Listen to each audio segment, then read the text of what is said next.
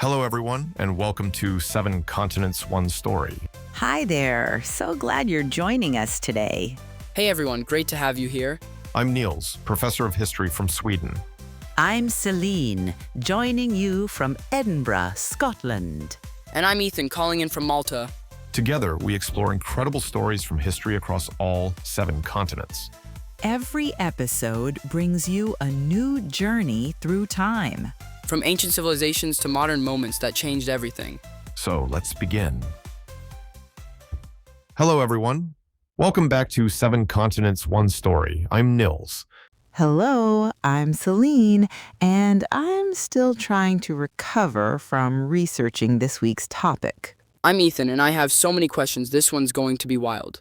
Oh, Ethan, by the end of this episode, you'll understand why this week's story literally changed the entire world in ways we still experience today. I'm with Ethan. I read through all the research materials, and I kept thinking, wait, this is real? This actually happened? That's exactly right. And I have something special today. I brought an artifact from my collection. Can you guess what it is? Ooh, a clue? 3 clues, actually. Let's see if you can solve this mystery. All right. First clue. This object is made of ancient parchment, linen-backed.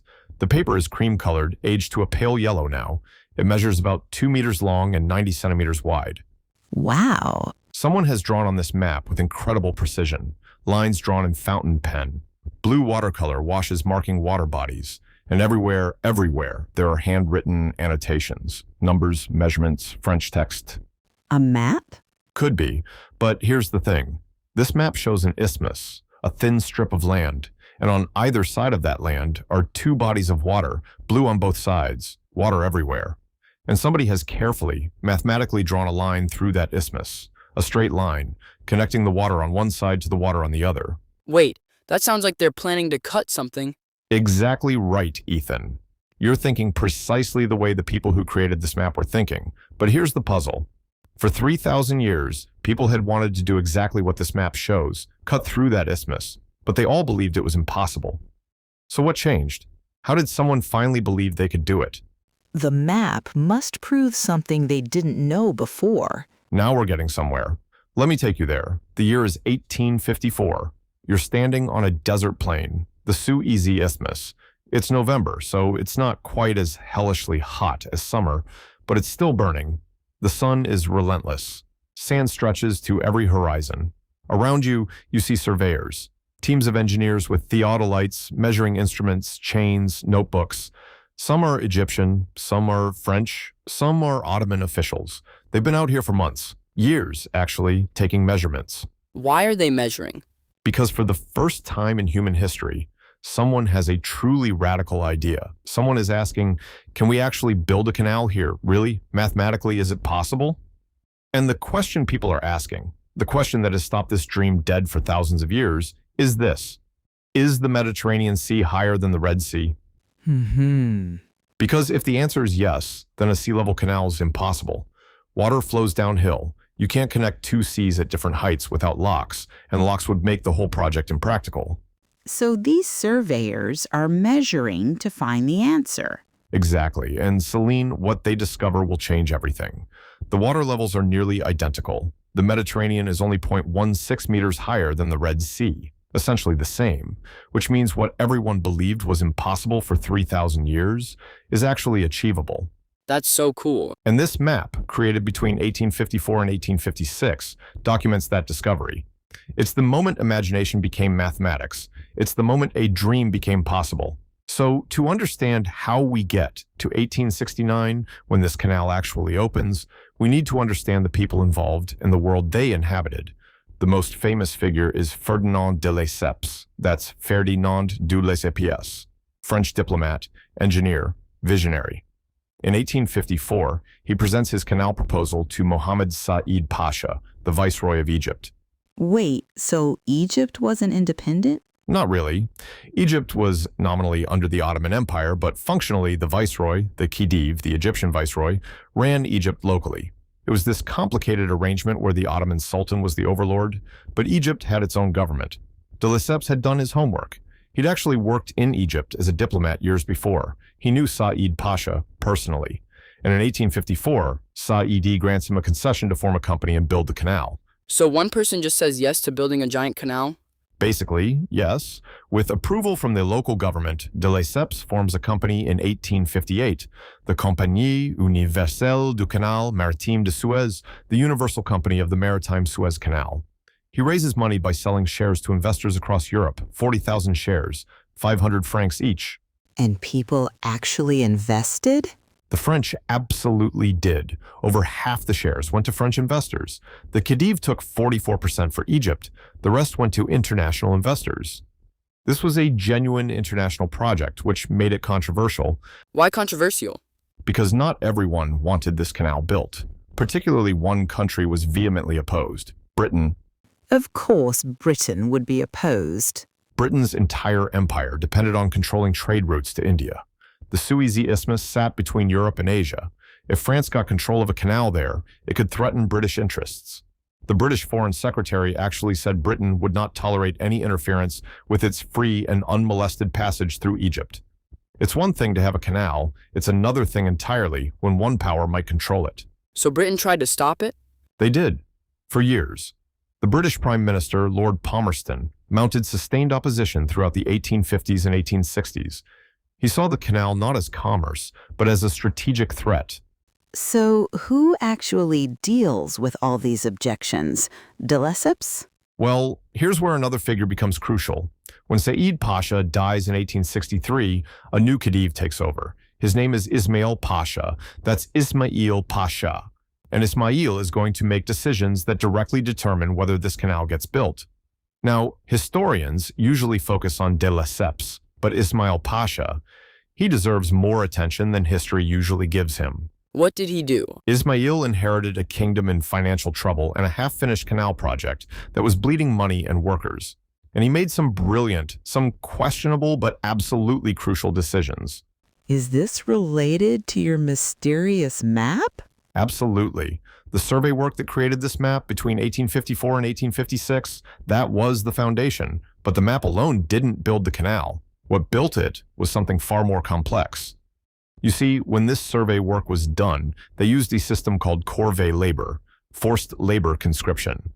The Egyptian government would literally conscript Egyptian peasants, called fellahin in the local dialect, and force them to work on the canal, thousands of them, sometimes 60,000 at a time. Wait, forced labor? That sounds really bad. It was.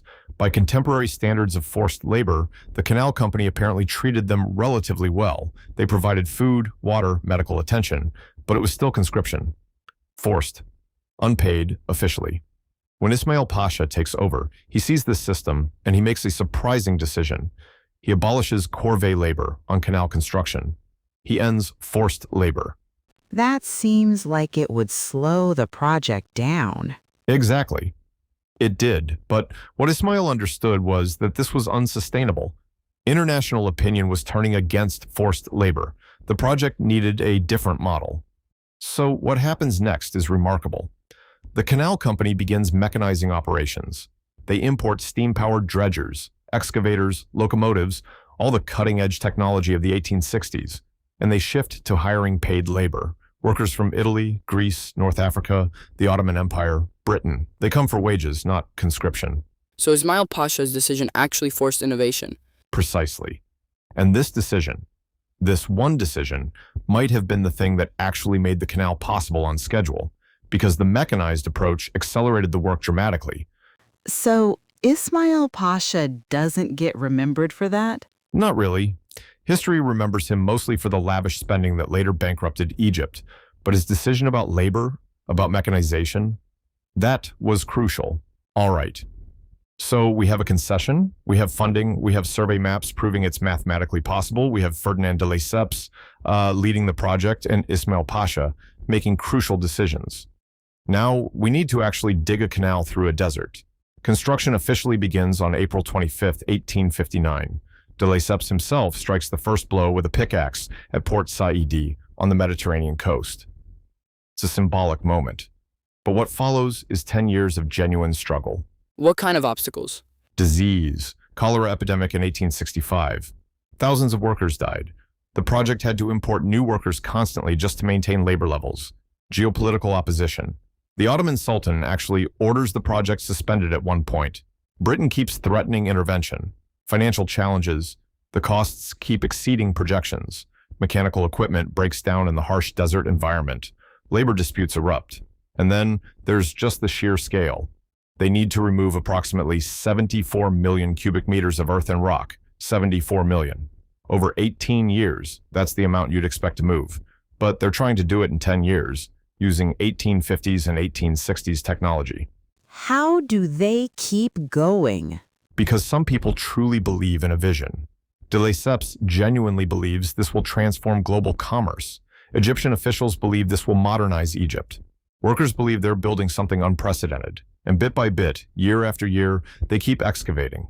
The mechanical equipment improves. They hire more workers. They figure out the logistics. And slowly, inexorably, progress happens. Do people think they'll actually finish? That's the question everyone's asking through the 1860s. Will it be completed? Can it be completed? And the answer starts becoming clear around 1867. They establish 3 new cities as the project progresses. Port Said on the Mediterranean, Ismail in the middle, Port Suez on the Red Sea. These weren't planned as cities originally. They were worker settlements. But as the project continues, merchants start arriving, entrepreneurs, traders. These temporary camps start becoming permanent towns. By 1868, the finish line is visible. The mechanical dredgers are operating efficiently. The labor force is experienced. The company has learned how to do this. The northern section is nearly complete. The southern section is proceeding well. There's a remarkable moment on August 15, 1869, nearly 10 years after de Lesseps struck that first symbolic blow with his pickaxe. They break through? The waters finally mingle. The Mediterranean and Red Sea come together for the first time in human history through this artificial waterway. The 2 bodies of water meet in the Bitter Lakes in the middle of the canal. One witness described it as the artery of prosperity for Egypt and the world. Can you imagine witnessing that moment, watching the 2 seas join? After 10 years of struggle, disease, opposition, doubt, the impossible had become real. Is this where your map comes in? It does. This survey map we've been discussing, created 1854 to 56, shows the dreams, shows the measurements, shows the possibility. But this map is also a time capsule of a question. Can we do this? Should we do this? Is it even mathematically possible? And the answer, mathematically proven on this very map, is yes. This is the original Suez Canal Survey Map, created by Ferdinand de Lesseps' own survey teams, hand-drawn on parchment, marked with his annotations. This map is the moment the impossible became possible. This is the physical evidence that proved 3,000 years of conventional wisdom was wrong. The Mediterranean and Red Seas could connect. A sea-level canal was feasible. And because of this map, that vision became reality. That's so cool. So it's August 1869. The canal's complete. Now what? Well, the Khedive Ismail Pasha understands something very important. This isn't just an engineering achievement. It's a moment of global significance. Egypt is no longer just a colonial territory. Egypt is the home of one of the world's most important waterways. And Ismail wants the world to know. He wants to celebrate this in a way that shows Egypt's place in the modern world. What does he do? He decides to host the most lavish inauguration ceremony the world has seen. He extends personal invitations to the monarchs and leaders of Europe, and remarkably, many of them accept. The invitations go to Austria, Prussia, France, the Netherlands, Norway, and more. He invites Egypt's diplomatic corps, Ottoman officials, British ambassadors. He arranges accommodations for 6,000 guests. And then Ismail does something extraordinary. He spends approximately 1.5 million Egyptian pounds on the ceremony. To put that in perspective, that's an enormous fortune in 1869.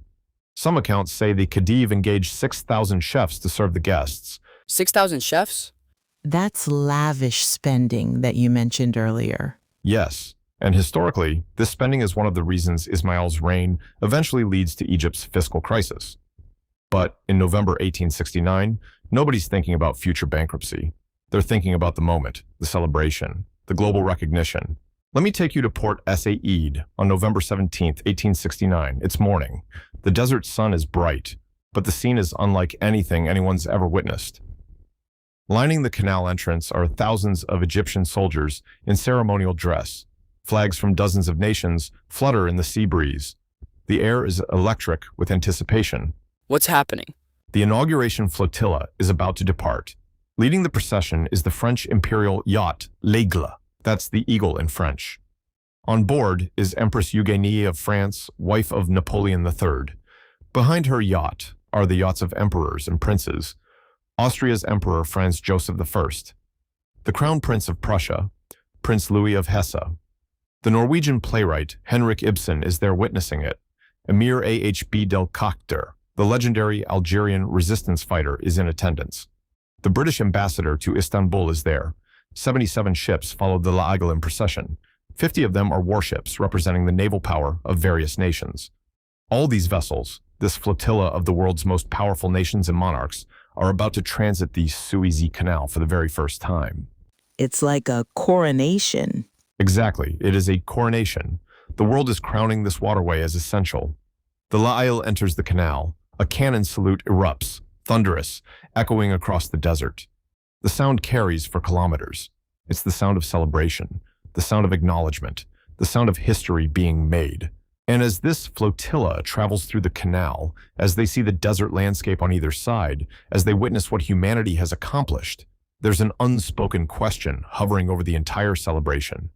This is magnificent. This is extraordinary.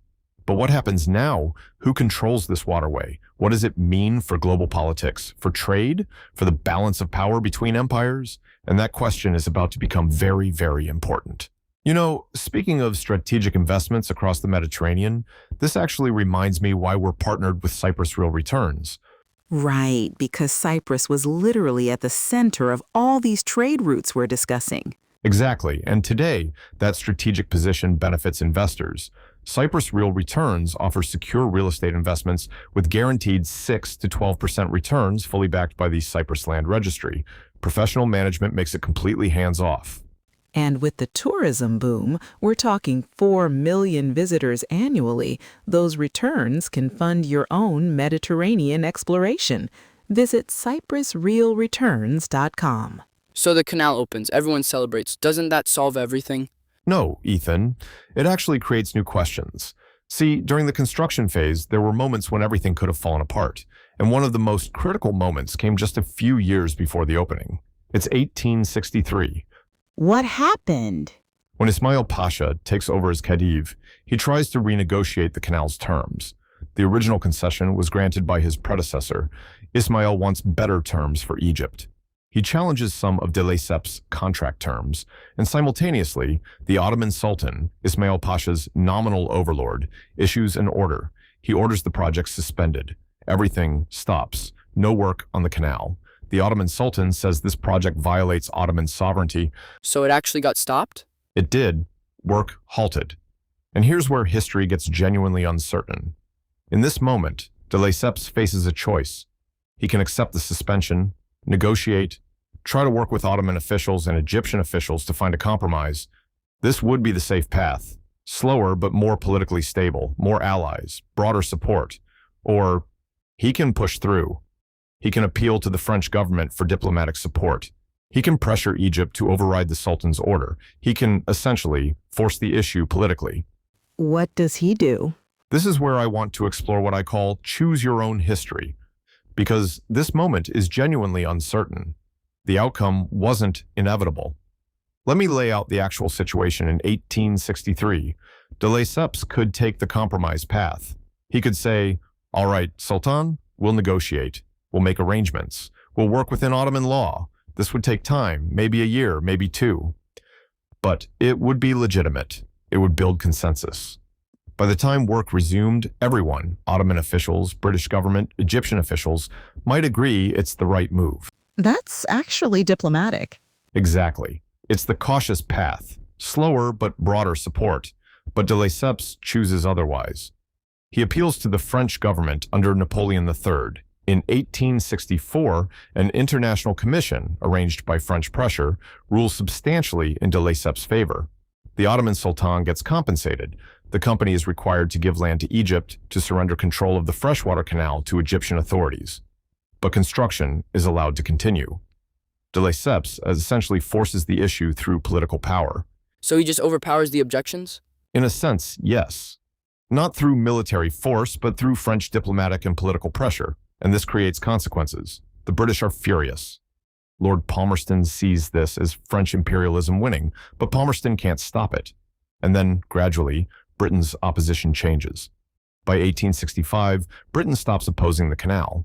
Britain's officials realize opposition is futile, and so Britain's strategy shifts from blocking the canal to ensuring British interests within it. Britain decides, if this canal exists, we need to protect British commerce and influence. So here's my question. Was de Lesseps right to force the issue, or should he have negotiated a slower compromise? If he compromised, it might never have been finished, right? Like, the longer you wait, the more obstacles appear. That's one argument.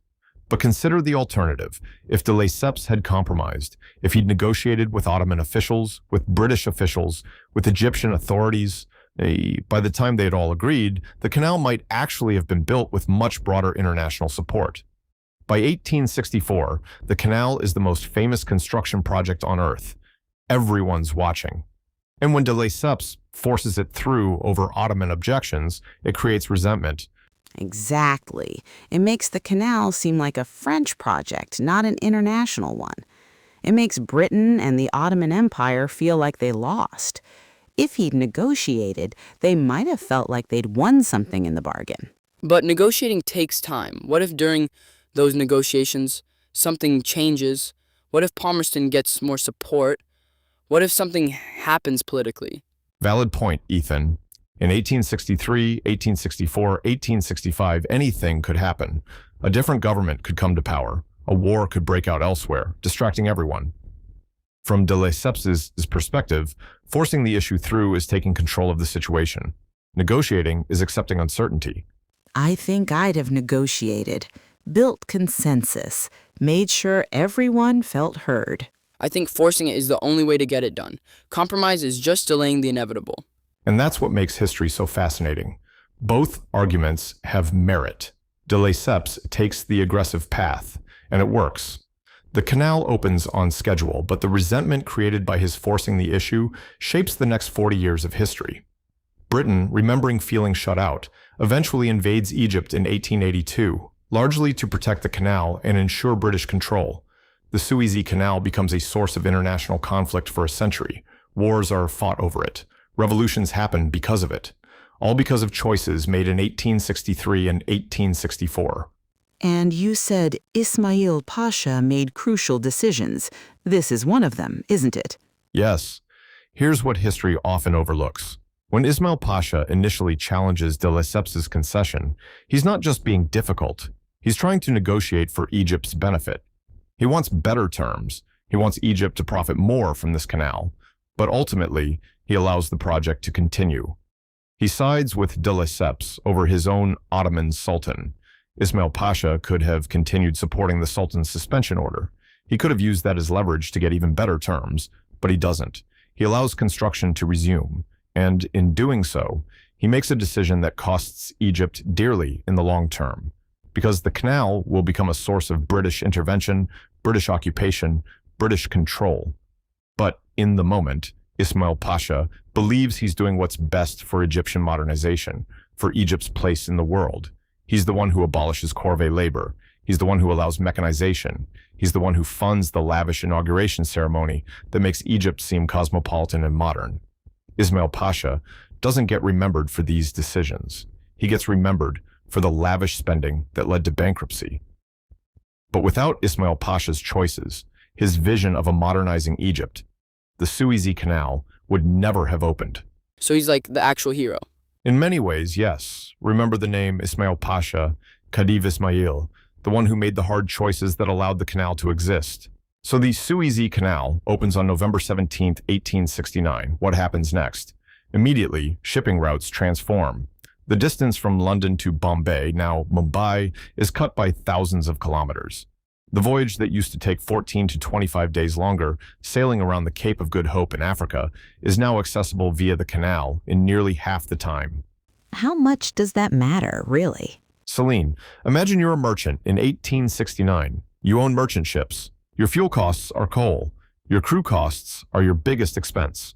If you can cut a voyage time from, say, 40 days to 30 days by going through the Suez Canal, you're saving 10 days of coal and crew wages.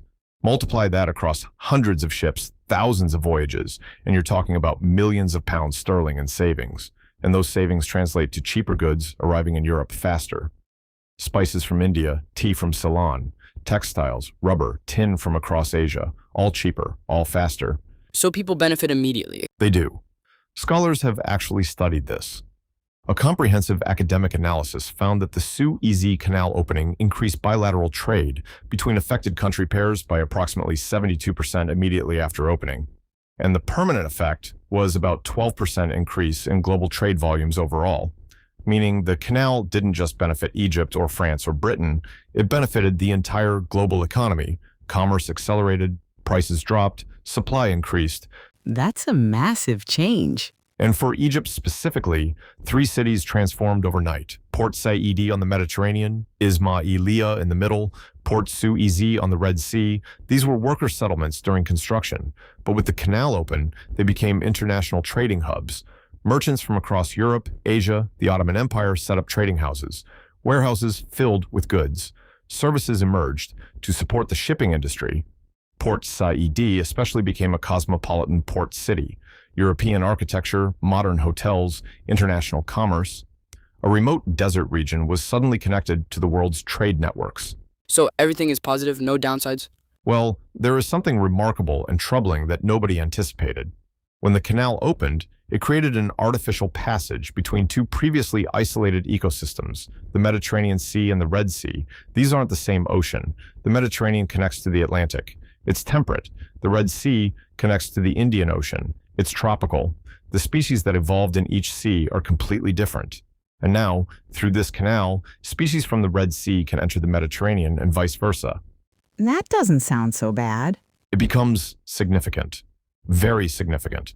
For the first few decades, the bitter lakes in the middle of the canal acted as a barrier. The salt concentration there was so high that most Red Sea organisms couldn't survive crossing it. But gradually, as fresh water from the Nile decreased, especially after the Aswan High Dam was built decades later, the salinity changed. And then the invasion began. Red Sea species started colonizing the Mediterranean. Not just a few. Hundreds. Thousands of species eventually. Over 1,000 invasive species from the Red Sea and Indo-Pacific region have now established themselves in Mediterranean waters. Is that bad? It's catastrophic for Mediterranean biodiversity. The lionfish from the Red Sea, the narrow-barred Spanish mackerel, mollusks, crustaceans, fish species, all from tropical waters, started outcompeting native Mediterranean species. The meager, a fish that was once abundant in Mediterranean fisheries, has been largely displaced. In some areas of the eastern Mediterranean near Israel, invasive species now comprise over 50% of trawl catches. The entire Mediterranean ecosystem has been restructured, irreversibly. And this process is named after Ferdinand de Lesseps, the Lessepsian migration. It's his legacy, in a way. Not just the canal, but the ecological transformation that followed. He couldn't have predicted that. No, nobody could have. The understanding of marine ecosystems in 1869 was limited. De Lesseps' intention was entirely commercial.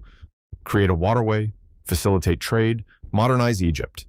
He had no idea that by connecting 2 seas, he'd trigger an ecological cascade that would reshape Mediterranean biodiversity for centuries. It's a profound reminder that infrastructure projects have consequences we can't always foresee. Sometimes those consequences are economically positive. Sometimes they're ecologically catastrophic.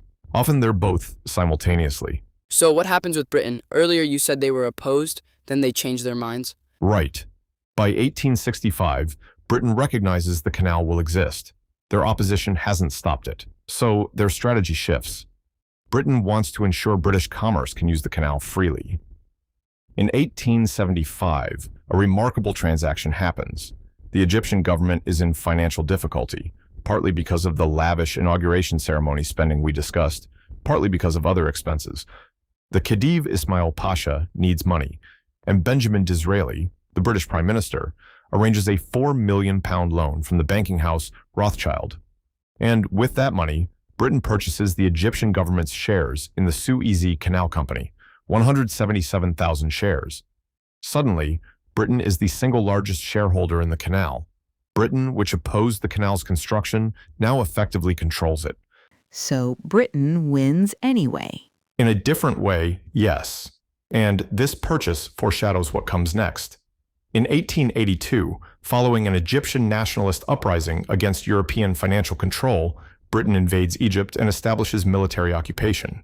That occupation lasts over 70 years. The Suez Canal, created to modernize Egypt and establish Egypt's place in global commerce, becomes a justification for British imperial control of Egypt.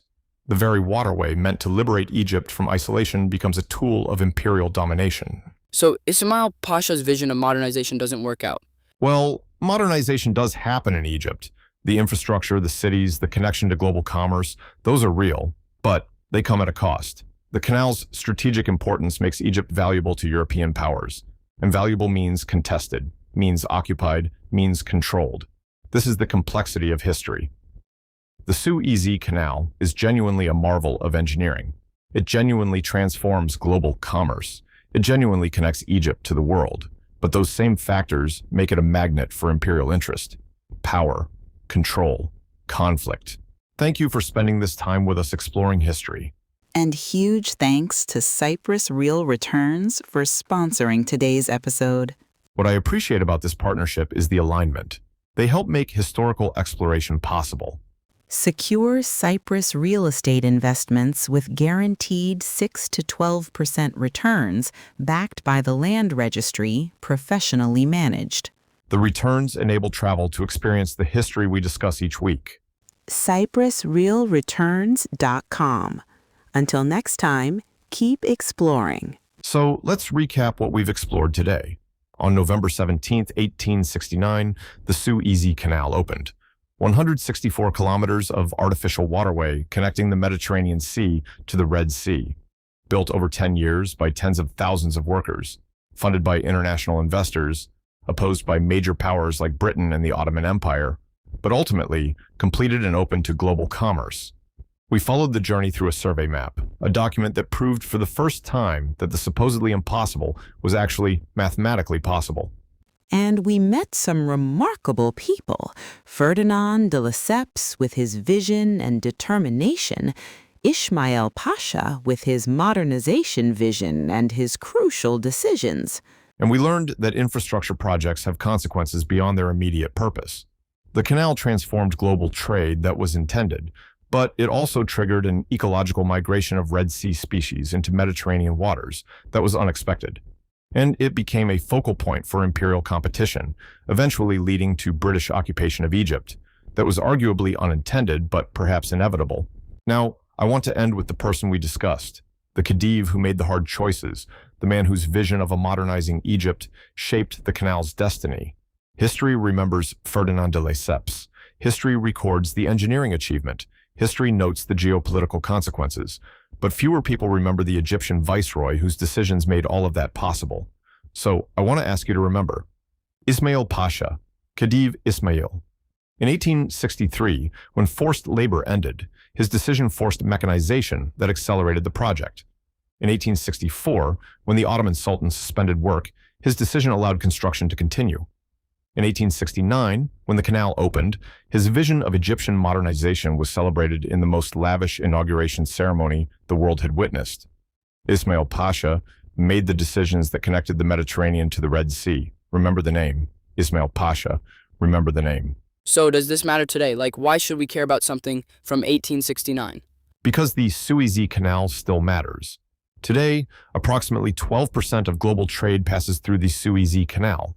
12%. That's oil, natural gas, manufactured goods, agricultural products. In 2021, a single container ship got stuck in the canal for days, blocking the passage, and the economic impact was estimated at $9 to $10 billion per day. A single ship blocking a single canal caused tens of billions in losses. That shows you how vital this waterway still is. The infrastructure built in 1869 is as crucial to global commerce in 2026 as it was in 1869. And the geopolitical significance? The Suez Canal remains strategically vital. Egypt's control of the canal is core to Egypt's power and sovereignty. Regional conflicts in the Middle East create uncertainty about the canal's security. The infrastructure built in the 1860s is still shaping global geopolitics in the 2020s. So, in a way, the Suez Canal opening never really ended. Exactly. It's an ongoing story, one that started with surveyors measuring the isthmus between the seas and continues today with container ships and tankers depending on those same waterways for global commerce. The Suez Canal is simultaneously a marvel of 19th-century engineering and a vital piece of 21st-century infrastructure. It's a story about human ambition, about the audacity to imagine the impossible and then make it real. It's a story about the costs of such ambition. And it's a story about unintended consequences that ripple through centuries. Is there anything surprising about the canal we didn't mention? One thing comes to mind. The canal wasn't perfectly accurate from the beginning. The original design was remarkably narrow. The depth was only about 8 meters. The width varied from 61 to 90 meters at the surface, but only 22 meters at the bottom. This meant ships had to navigate carefully. Passing bays were built every 8 to 10 kilometers to avoid collisions. Over time, the canal has been dredged deeper and wider, but it took decades to realize that Ferdinand de Lesseps' original design, while brilliant, was constrained by the technology of the 1850s. In that way, de Lesseps was a visionary. He saw what could be done. But the modern Suez Canal, handling today's massive cargo ships, is really the work of the engineers and countries that improved it in the 20th and 21st centuries. That's perhaps the final, humbling reminder of the Suez Canal. No matter how grand the achievement, no matter how visionary the founder, the future will always require new visions, new engineering, new improvements. The Suez Canal is never finished. It's a perpetual work in progress. And that's what I find so beautiful about human infrastructure. It's not just what we built, it's what we'll continue to build. Until our next journey through time, keep history alive.